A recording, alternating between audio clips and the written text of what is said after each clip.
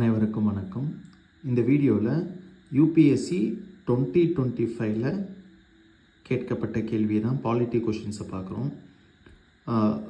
இது பார்த்திங்க அப்படின்னா ரொம்ப முக்கியமான கொஷினும் கூட. இந்த ஸ்டேட்மெண்ட், குறிப்பாக இந்த ஸ்டேட்மெண்ட் ரொம்ப முக்கியம். ஓகேங்களா? ஸோ கவர்னரை பற்றி பார்த்திங்க அப்படின்னா இது ரெண்டாவது கேள்வி. முன்னாடி ஒரு கேள்வி நம்ம போட்டிருப்போம் கவர்னர் பற்றி. இது ரெண்டாவது கேள்வி கேட்டிருக்காங்க. ஸோ எதுக்காகனா இந்த அசென்ட் அதாவது ஒப்புதல் அளிக்கிறத பற்றி கேட்டிருந்தாங்க. ஸோ பார்த்திங்க அப்படின்னா இந்த பிப்ரவரி மார்ச்சில் இந்த தமிழ்நாடு கவர்னர் இஷ்யூ போயிட்டு இருந்துச்சு இல்லையா? அப்போ நிறைய ஒரு லேண்ட்மார்க் ஜட்ஜ்மெண்ட் ஒன்று கொடுத்துருந்தாங்க. ஸோ அதை பேஸ் பண்ணி, கரண்ட் அஃபேர்ஸ் பேஸ் பண்ணி தான் இதை கேட்டிருக்காங்க. ஓகேங்களா?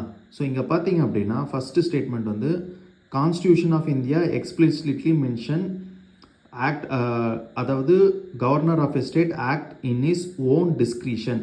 அதாவது டிஸ்கிரிஷன்னா என்னென்னா விருப்பப்படினா அப்படின்னா நீ சொல்கிறது நான் கேட்கல, என்னோட மனசாட்சிக்கு ஏற்ற மாதிரி நான் செய்கிறேன் அப்படிங்கிற மாதிரி, என்னோட சுயநினைவோடு நான் செய்கிறது, யாரோடைய அட்வைஸும் இல்லாமல் என்னோட சுய முடிவாக எடுக்கிறது தான் டிஸ்கிரிஷன், தன்னோட விருப்பப்படி அப்படின்றது தான். இங்கே என்ன சொல்கிறாங்கன்னா, கான்ஸ்டியூஷன் ஆஃப் இந்தியா வெளிப்படையாக, எக்ஸ்பிளிசிட்னா வெளிப்படையாக சொல்லப்பட்டிருக்கா, கவர்னர் சில நேரங்களில் டிஸ்கிரிஷ்னரியாக செயல்படலாம் அப்படின்னு சொல்லிட்டு கேட்டிருக்காங்க. ஓகேங்களா? ஸோ இது கரெக்டான ஸ்டேட்மெண்ட். அதை பற்றி டீட்டெயிலாக இப்போ படிப்போம். இப்போது வீடியோ ஃபுல்லாக பாருங்கள். நான் கொடுக்குற நோட்ஸ் இந்த எஸ்பெஷலி இந்த நோட்ஸ் ரொம்ப முக்கியம். வீடியோவை பாஸ் பண்ணி அந்த நோட்ஸை கூட காப்பி பண்ணி வச்சுக்கோங்க, யூஸ்ஃபுல்லாக இருக்கும். நெக்ஸ்ட்டு பார்த்திங்க அப்படின்னா, president of India won't reserve a bill passed by the state legislature of his consideration without being forwarded. அதாவது கவர்னர் ஆஃப் ஸ்டேட் இப்போது சப்போஸ் ஸ்டேட் லெஜிஸ்லேச்சர் இருக்காங்க, அசம்பிளி சட்டமன்றம் இருக்காங்களே. இப்போ தமிழ்நாடு எடுத்துக்கோங்க. தமிழ்நாடு சட்டமன்றம் இருக்கு இல்லையா? இங்கே ஒரு சட்டத்தை ஏற்றுறாங்க. சட்டத்தை ஏற்றி கவர்னருக்கு அனுப்பணும். சில பில்ஸ் என்ன பண்ணுவார் அப்படின்னா, கவர்னர் தான் பிரசிடெண்ட்டுக்கு ரிசர்வ் பண்ணுவார். இது கவர்னர், இது பிரசிடெண்ட் தான் முடிவு எடுக்கணும். இப்போ எக்ஸாம்பிள் நீட் பில்லு, சப்போஸ் நம்ம தமிழ்நாட்டிலே எடுத்துக்கோங்களேன். நீட் பில்லுன்னு எடுத்துக்கோங்களேன். அது பிரசிடெண்ட்டுக்கு ரிசர்வ் பண்ணி வச்சுருப்பார். சில பில்ஸ் கவர்னர் தான் என்ன பண்ணணும் அப்படின்னா, பிரசிடெண்ட், இப்போ சப்போஸ் ஹைகோர்ட்டோட பவர்ஸ் எதுனா குறைக்கிறாங்க அந்த மாதிரினா கவர்னர் என்ன பண்ணணும் அப்படின்னா பிரசிடெண்ட்டுக்கு தான் ரிசர்வ் பண்ணி வைக்கணும். ஓகேங்களா? ஸ்டேட் கவர்மெண்ட் என்ன பண்ணணும், எந்த ஸ்டேட்ஸாக இருந்தாலும் சரி, ஸ்டேட் கவர்மெண்ட் என்ன பண்ணணும், கவர்னருக்கு ஃபார்வர்ட் பண்ணணும். கவர்னர் தான் முடிவு எடுக்கணும். ஓகேங்களா? கவர்னர் தான் பிரசிடெண்ட்டுக்கு ரிசர்வ் பண்ணலாமா இல்லை நம்மளே சைன் பண்ணணுமா அப்படிங்கிறத யார் முடிவு பண்ணுறது அப்படின்னா, இங்கே கவர்னர் தான். டைரக்டாக ஸ்டேட் கவர்மெண்ட் பிரசிடெண்ட்டுக்கு அனுப்ப மாட்டாங்க. ஓகேவா? ஸோ அப்படி பார்த்தோன்னா இந்த ஸ்டேட்மெண்ட் ராங். ஓகே, சரிங்களா? So first statement, which of the following statement are correct? அப்போ ஃபஸ்ட்டு ஸ்டேட்மெண்ட்டு தான் கரெக்டு. இந்த ஃபஸ்ட்டு ஸ்டேட்மெண்ட் எந்த ஆர்டிக்கலில் இருக்கிறதுன்னு இப்போ பார்ப்போம். ஆர்டிக்கல் 163 கவனிங்க. இதில் பாருங்கள், there shall be a council of minister, chief minister aid and advise the governor to exercise the function. அதாவது கவுன்சில் ஆஃப் மினிஸ்டர்ஸ் தான் கவர்னருக்கு அட்வைஸ் கொடுக்கணும். அந்த அட்வைஸ் படி தான் கவர்னர் நடக்கணும். ஆனால் சில நேரங்களில் என்ன பண்ணலாம் அப்படின்னா, கவர்னர் டிஸ்கிரிஷ்னரியாக செயல்படலாம், அதாவது தன்னோட விருப்பப்படி சொல்லப்படலாம் அப்படின்னு சொல்லி ஆர்டிக்கல்லே கொடுத்துருக்காங்க பாருங்கள், ஓன் டிஸ்கிரிஷன். ஓகேங்களா? இது ஆர்டிக்கல் 163 கிளாஸ் 1 என்ன சொல்லியிருக்காங்க அப்படின்னா, கவுன்சில் ஆஃப் மினிஸ்டர்ஸ் தான் யாருக்கு அட்வைஸ் பண்ணணும், கவர்னருக்கு அட்வைஸ் பண்ணணும்.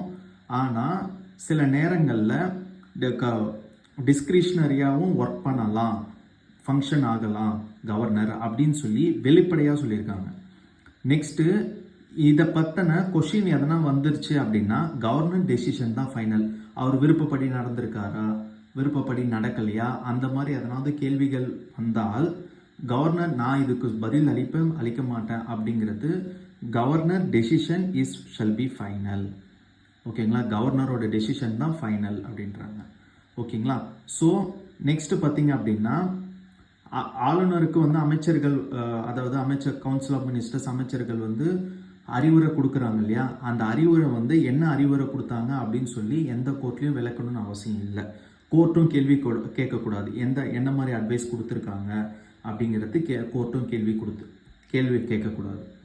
ஆர்டிகல் 163ல் கிளாஸ் 1ல் டைரக்டாக என்ன சொல்லியிருக்காங்க அப்படின்னா, கவர்னர் விருப்பப்படி செயல்படலாம் சில நேரங்களில் அப்படின்னு சொல்லப்பட்டிருக்கு. ரெண்டாவது, அப்படி அந்த விருப்பப்படி செயல்பட்டிருக்காரா இல்லையான்னு ஏதாவது கேள்வி எழுந்தா அதுக்கு பதில் அளிக்கணுமா இல்லையா, கவர்னர் டெசிஷன் தான் ஃபைனல். நெக்ஸ்ட் கிளாஸ் 3ல் என்ன சொல்லியிருக்காங்க அப்படின்னா, அப்படி அந்த கவுன்சில் ஆஃப் மினிஸ்டர்ஸ் வந்து கொடுக்கக்கூடிய அட்வைஸை ஆளுநர் கொடுக்குறாங்க இல்லையா, அதை வந்து எந்த கோர்ட்லேயும் வந்து என்கொயர் பண்ணக்கூடாது. என்ன மாதிரி கேள்வி கேட்டிருக்காங்க அப்படிங்கிறது. ஓகேவா, இதுதான் வந்து ஃபஸ்ட்டு ஸ்டேட்மெண்ட்டுக்கு உண்டான ஆன்சர். நெக்ஸ்ட் ஸ்டேட்மெண்ட்டில் பாருங்கள், இப்போது பிஒய்க்யூனா இப்போ ஆர்டிக்கல் 163 படிச்சிருக்கோம். இதில் வந்து கவர்னருக்கு டிஸ்கிரிஷனரி பவர் இருக்குது அப்படின்னு சொல்கிறோம். இதோட முடிஞ்சதா பிஒய்க்யூ அப்படின்னா கிடையாது. இங்கே தான் வந்து அனலைட்டிக்கலாக நம்ம திங்க் பண்ணணும். ஒரு யூபிஎஸ்சி டிஎன்பிஎஸ்சியாக எப்படி நம்ம அனலைட்டிக்கலாக திங்க் பண்ணணும் அப்படின்னா, பிரசிடெண்ட்டுக்கு அந்த மாதிரி டிஸ்கிரிஷனரி பவர் இருக்கா அப்படிங்கிறத நம்ம பார்க்கணும். ஓகேங்களா, அதுக்கு ஆர்டிக்கல் 74 நம்ம பார்க்கலாம். இங்கே பாருங்கள், பிரசிடெண்ட்டுக்கு டிஸ்கிரிஷனரி பார்க்கணும், அதுதான் உண்மையாலே பிஒய்க்யூ. ஓகேங்களா, so there shall be a council of minister with the PM, அங்கே chief minister, இங்கே PM, as the aid to aid and advise the president act in accordance with such advice. அதாவது council of மினிஸ்டர்ஸோட அட்வைஸில் தான் president இயங்கணும், function ஆகணும் அப்படிங்கிறது தான்.